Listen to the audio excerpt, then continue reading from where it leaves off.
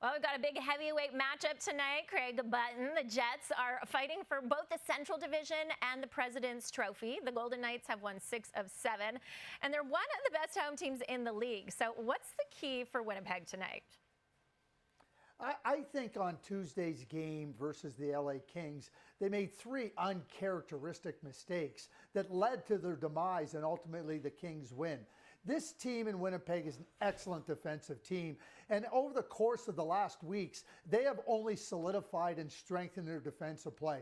Obviously, with Hellebuck, they're missing some defenders right now, but they're still continuing on their great defensive play. And up front, the forwards are a big part of that defensive effort. So, you know, when you play as well as they are with respect to defensive play, you're going to win a lot of games, as they have done and as they have shown throughout the course of the year. But when you make those uncharacteristic mistakes, what I call feeding the beast, and that's what they did against the LA Kings, you're gonna run into all kinds of problems. And the playoffs don't allow you to make those mistakes and emerge unscathed when you're playing good teams. So going versus a very good Vegas team, a Stanley Cup contending Vegas team, just play your really strong defense and don't put yourself in harm's way. I compare it, Sarah, to knowing there's quicksand and making sure that you know where you're stepping. Because once you get into that quicksand, a lot of times it's too late.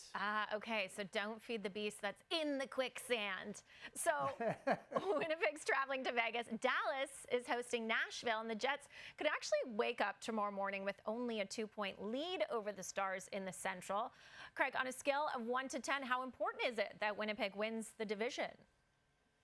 Yeah, my thinking has changed a little bit, Sarah, because when you think about where the St. Louis Blues find themselves, and the St. Louis Blues are a wagon right now, I put them in the Stanley Cup contenders bracket. That's how good they are. That's not accidental with respect to the record since the Four Nations break.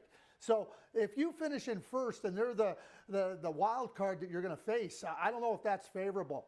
I'm watching the Colorado Avalanche right now, and I'm not so sure their blue line can hold up. We all talk about McKinnon and McCarr, and we know that they're great players.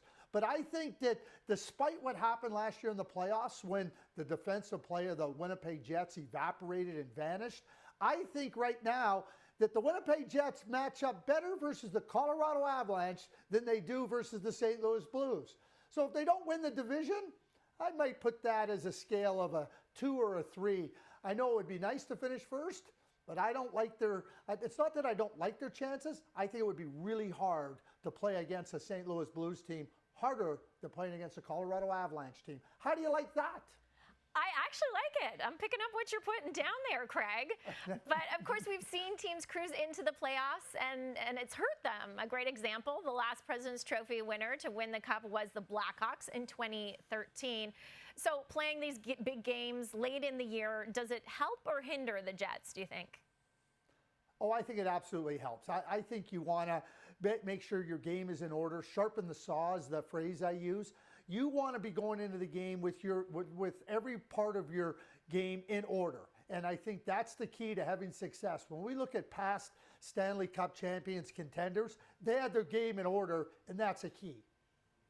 Yeah, you certainly want to have all parts of your games intact heading into the postseason. So circle your calendars, because 1 week tonight, the Stars are going to host the Jets.